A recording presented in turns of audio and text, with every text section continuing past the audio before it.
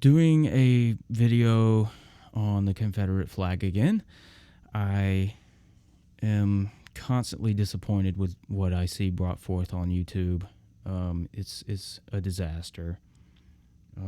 There's so much lunacy on YouTube, and now I've finally decided I'm going to start making response videos and attacking some of this nonsense that's out there. And the fact that I did this video and then sort of tried to see what else people were saying on this issue, and I knew I was going to come across some stupid stuff, especially from the usual suspects, but the level of stupidity and delusion is just too much for me to bear, and I have to respond to it. And I'm going to start with this guy, the Justicar. Yeah, it's a very popular, a semi-popular YouTube channel. Lots of people like what he says. He's very deliberate in his approach. I'll give him that much, but his thought process is flawed, and he doesn't put things together very well. And I will demonstrate that with this video. This video that I'm responding to, some of his arguments are just so absurd. Don't even really need a response, but just absurd on its face, just nonsense. He makes a lot of false equivalencies. He poisons a well with the people he's arguing against. So we're just gonna go through it and see some of the dumb stuff he says and some of the false things he says, and see how his mind just can't really seem to put things together correctly. All right, so we're gonna start with, and by the way, I've been back and forth with him on the comments, and I finally got banned from his channel for making comments on this video. So you can't see what I said to him on the video, but basically I accused him of this video, because I've been watching this guy's videos a little bit, and he says some really ridiculous stuff. He's a guy that tries to, I think he's a troll. I think he's just a troll. He's just trying to get attention. He's trying to get views. He's trying to get people to subscribe to him for saying outrageously crazy things. So he did a video series on how the laws surrounding the age barriers for sexual consent should not exist, and made arguments towards how little children even ought to be able to give consent to sex, given certain circumstances. That you would just have to listen to what he's saying. It's creepy. It's really crazy. So anyway, you can go check that out if you want. I would advise against it. It's a waste of time because it's crazy talk. You can't see the comments. I mean, I pointed out all the absurdities that he, not all of them, but some significant absurdities he was making in the comments, and now you're not going to be able to see that because he blocked me. So I actually thought he was kind of fair on that, because I took him to task pretty strongly, and he left me up for a long time until this last time where I accused him of being a troll, and that was just too much for him, I guess, and so he banned me for that. That's what goes on YouTube. They don't want challenges. They just want an echo chamber. Let's get started with this, and we're going to start with this person's understanding of history and concerning the Civil War. Didn't go to war just over that, or even largely over that. They went to war and fought over the notion of states' rights. That's why it's called the rebel flag. Well, no, that's just factually incorrect. They did not go to war over states' rights. They went to war over slavery. This is the same stupid crap, the same delusional rewriting of history that these people that want to defend the flying of the Confederate flag over state capitals and places of representative government, they want to defend this idea, and so they say, it's just about states' rights, and that's all it was. And this is, I think I read an article one time where this was referred to as Southern comfort. So it's sort of apologetics for the war, and these are apologetic notions. All of the documentation backs up the idea that this is about slavery and nothing more. By and large, okay, like overwhelming percentage. All right. If you look up the Crittenden Compromise, you will find that every single article in that is on the issue of slavery. Okay. And the entire reason why that was not accepted and the war went forth was because Lincoln could not agree to allow slavery to extend out into the western states, which was part of that compromise.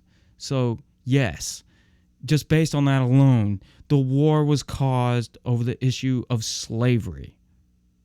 Look up all the people. Look up all the secession documents. Look up everything surrounding this war. Look up the inaugural speech of Lincoln. All he talks about is slavery. Hey, he's basically saying the whole time, "Hey, southern states with slaves, don't worry. I'm not going to take your slaves. I just don't want to see it expanded to the western states that have yet to be. Let's just not expand it anymore. We're not going to take away your property." So this is just delusional nonsense that has nothing to do with history. Not only was it about slavery, but it was about African slavery and it was about white supremacy. Look up some of the quotes from many of the major players in the secession and in the South. That's what they're talking about. And in my video, I talk about the origins of the Confederate flag and how it evolved, and the person that actually created the second Confederate flag, and that evolved out into the one that we have now. So he's going to go on here. He's going to go into sort of this concept of tyranny and the good things and the bad things, and I'm going to respond to that. It's the resistance to centralized authoritarianism. Now, of course, the reason you might want to resist an authority is because you have very devious purposes, or it may be for very enlightened and noble purposes. You get no guarantees with liberty. That's one of the bad things about liberty. You let people be too free, some of them are going to do horrible, horrible things, and that's not good. Nevertheless, you can still support the idea of resisting centralized authoritarianism, the likes of which of Nazi Germany. We'll return to that in a few minutes. While nevertheless opposing all of the bad things about it, while nevertheless recognizing the benefits of it. And so when people look at the rebel flag, many of them think of it as something that's just a resistance. It's about individualism, it's about states' rights, or the resistance to what they see in many different ways as being... Right, and that view has nothing to do with the actual history of the flag. That's the problem. That's the problem you don't address. Minor forms of tyranny, or even maybe some major forms of tyranny. Now, of course, there are also racists. No, see, he right here, he says that it's about, these people are looking at this as a symbol of fighting against tyranny, fighting against the tyranny of the federal government. And I want to get back to the states' rights thing because I missed a point that I meant to make. So one of the things that about the states' rights, no, they were not, in fact, in favor of states' rights, because one of the things that they state in their articles of secession is that they have a problem with the fact that, hey, if I want to take a visit up to New York and I want to bring my slave with me, they don't honor that, and they're all of a sudden my slave's a free guy. Wait a minute, you can't do that. No, so how's that about states' rights? That's the opposite. You're not defending, New York's right to say, no, that's a free person. You don't get to bring him up here and still call him a slave, when you're in that state. So, no, it's not about states' rights. It's quite the opposite. It's about what central authority is saying what can happen in regards to the confinement of a human being. Racists who fly that flag So what you have at bottom is a flag that has a little something I like to call history. Some of it good, some of it bad. And there's no reason that you should point to the bad parts of its history to deny the existence of the good parts any more than you should point to the good parts to deny the existence of the bad parts. So far, all he said is that the good parts are this delusional view of the flag. Oh, goodness. Thanks a lot. Appreciate that, loud car guy. So yeah, so far all he has said is that the good parts of this Confederate flag are the delusional aspects of it that don't have any connection to actual history. Now he's trying to make it that way. He's trying to make it like this is actual history, like this is a legitimate view of history. Well, it's not. That's why he's not bringing anything to back it up. He's just making all these claims, and there's nothing there to back it up. Now, I know I'm not putting that on this video. I'm not going to take the time to go dig all the documents up and show it to you. I could do that. Maybe I will. Maybe I'll put some text on the screen just to show you what I'm talking about. If I decide to do that, okay, great. Otherwise, you can look this stuff up. It's not that hard. All right. I have referred you to a few things that you can look up. So he's not even doing that. Anyway, so moving forward, what he's going to try to do here to further back up his case that it's about some of the good things and some of the bad things, even though we haven't heard any reality of good things that would mitigate the bad things of the Confederate flag. So he's just going to try to make this bold comparison that has no basis in reality to the U.S. flag. He adverted to was the fact that it has a horrible history, and many people, when they look at that, they see that horrible history, and it causes them offense. That is absolutely true. So right there, I just want to point out that he's talking about the Confederate flag. So he admits that there's a horrible history there, just to point that out. But let's see where that argument goes. Should we rename Fort Bragg? For that matter, should we no longer allow to fly over the state houses in this country, and the White House indeed, the United States flag? Before the Confederate States seceded, the United States flag flew over the state house in every state, and in the southern states it proudly flew over the states and the institution of slavery. It has a history too. It sat right there standing pretty, silent vigil over this horrible oppression of black people in the South. Well, it's certainly valid to bring up the fact that, yes, the United States was formed with the institution of slavery fully intact, and this was seen as a problem, when the nation was formed, and it turned out to be even probably more of a problem than they realized. But the comparison doesn't work on a number of points. The United States flag actually, that does actually represent a nation, number one. It does actually represent a real nation. The Confederacy was never officially recognized as a nation by any foreign body. This was a rebellion. This was a civil war. So even though they tried to make a nation, they tried to, form their own constitution. They made all the flags, and they had a president and they had an army and all that. It was never officially recognized by any foreign body. That's the whole reason why the Emancipation Proclamation was even presented by Lincoln. It wasn't it wasn't an official legal document. It was just done as a political means to keep England or France or whomever from getting involved in the war because of that moral issue. Despite any economic concerns those countries might have to get involved in the war. And by not recognizing the Confederacy as a nation, this was the fact. So, to compare those two things is ridiculous for that reason alone. But the United States didn't just stand for this one, it didn't just come into being for this one horrible thing.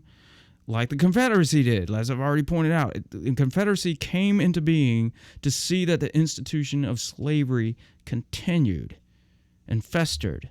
That's the whole reason why it came into being. So there's an enormous difference here. Like I said before, there's nothing brought forth to that mitigates. You need what he's saying is he's arguing that there's some kind of balance here going on. Yeah, some good stuff, and everything kind of balances out.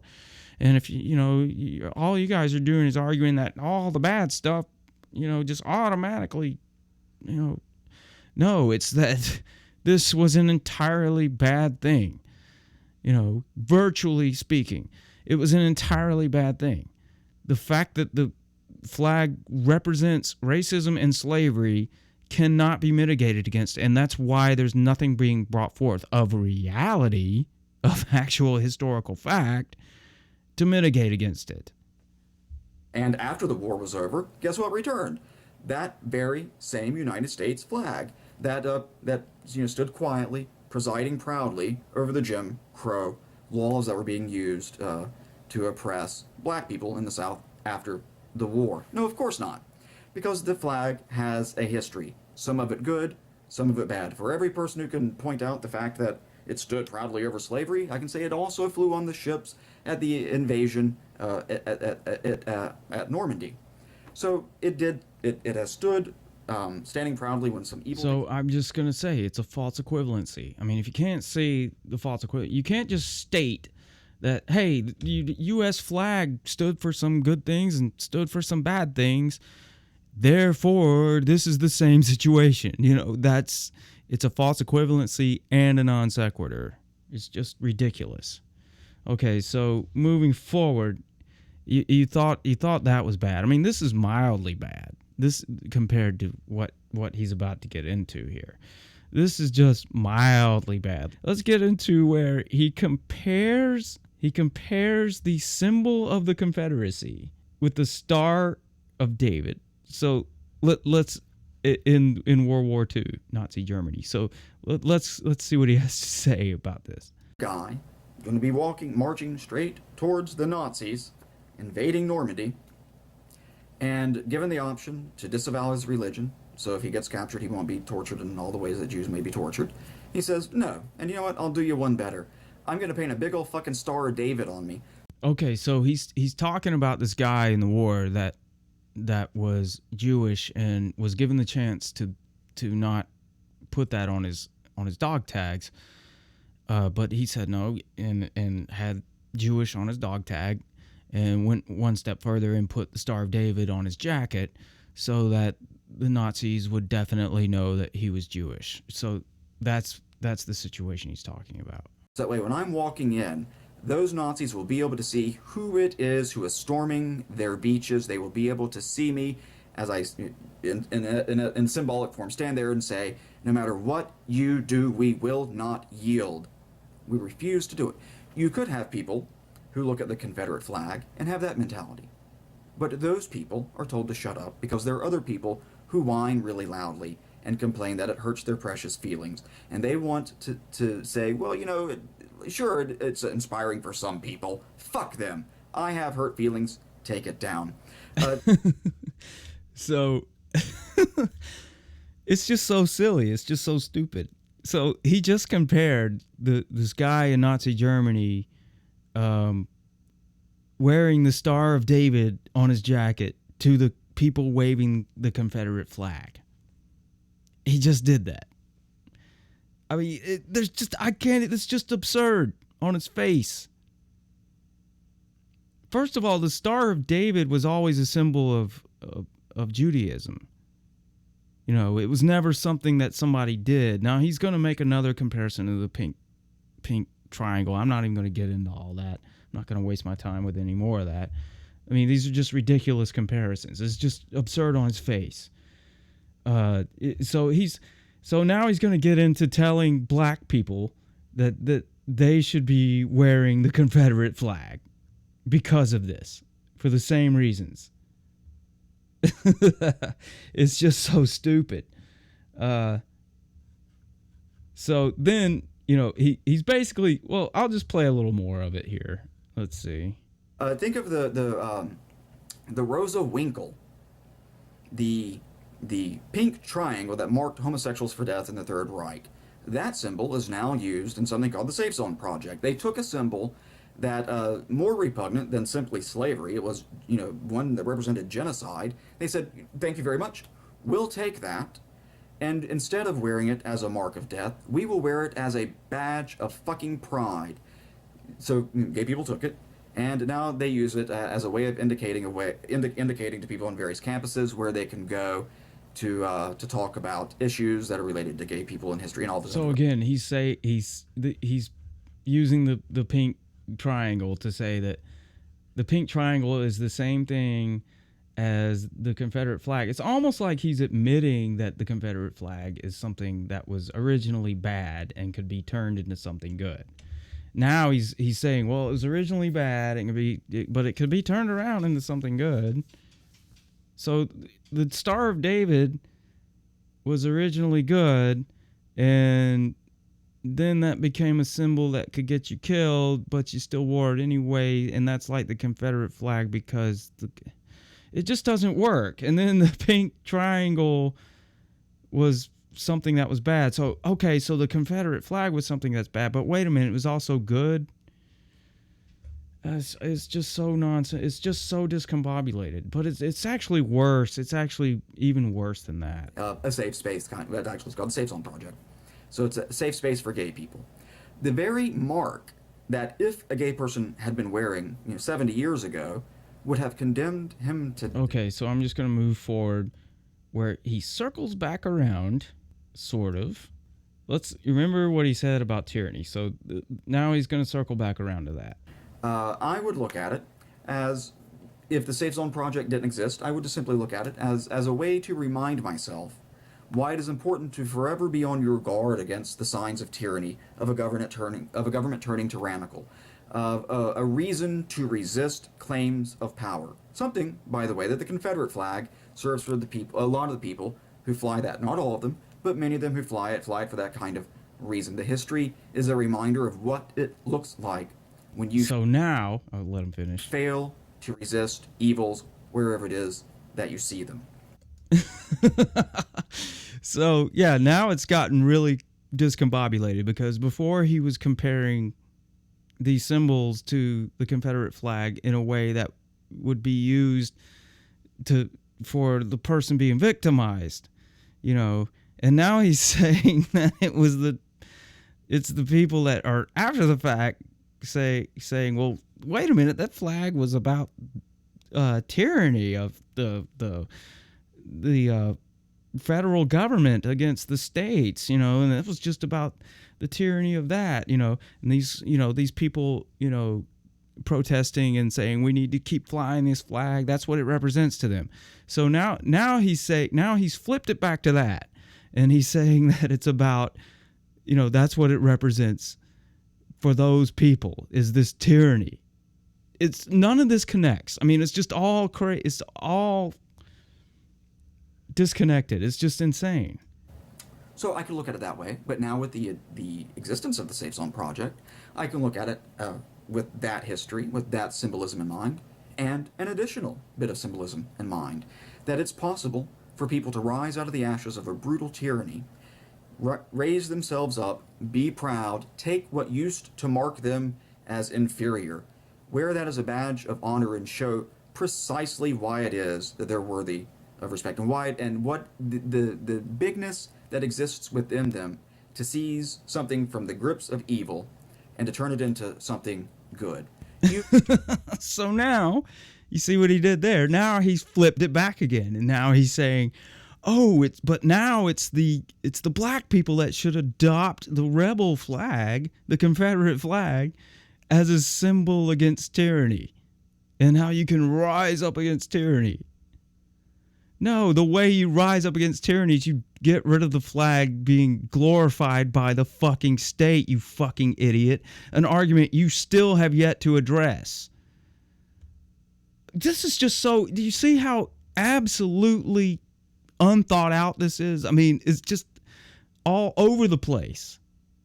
You got the Star of David, you've got the pink triangle, And none of it connects. None of it makes any fucking sense.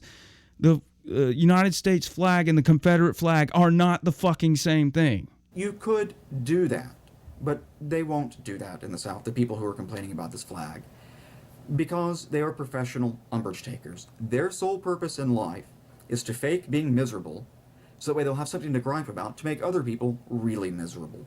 Yeah, that's nothing more than just a blatant accusation. So, yeah, he does that. He did that throughout the video. He calls people. He doesn't actually represent people's arguments, and then he just calls them professional umbrage takers, as if that's an argument, as if that's just all that is a naked assertion, man.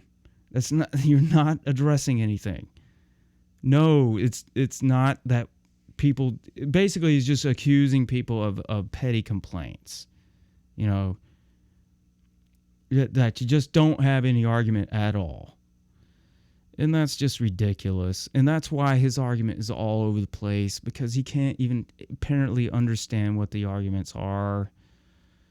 He doesn't even address the issue that the issue is that the flag is flying on state representation property. I mean, it's being glorified in a sense. It's being represented by the state. And we should recognize what the flag actually represents and what its actual origins and history are. And not try to make it into this delusional nonsense that other people believe it is.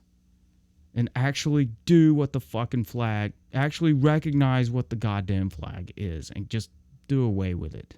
You do not do anyone a good amount of service by capitulating to the whiniest who walk among us. You don't let those people dictate what people can take. And what's to prevent? I mean, that's just another accusation. I mean, why can't I just say you're whining? What's to prevent? I could use the exact same line of reasoning. Oh, well, you're just whining. I would actually have a better case, because you don't make any sense, number one. You don't address people's arguments, number two. And number three, you're just totally confused about the whole issue, apparently. And you haven't studied enough of the history to understand it, because you apparently think that the states' rights was really the issue that caused the war. So, yeah, I could have a much better case of accusing you of just complaining and looking for something to complain about because you won't even take the time to understand what you're talking about. I think we've seen enough from this guy. So, yeah, this argument is just, it's all over the place, doesn't make any sense, and is a discombobulated, let's just face it, it's a discombobulated mess. I mean, it's an illogical, nonsensical mess that has no not only is it illogical and nonsensical, the comparison of the flags, the comparison of the symbolism, and what, he's basically preaching that what people should be doing with negative symbols. In certain cases, you're going to do some things with certain symbols, and in other cases, you're going to do other things with other symbols. It just depends on the situation.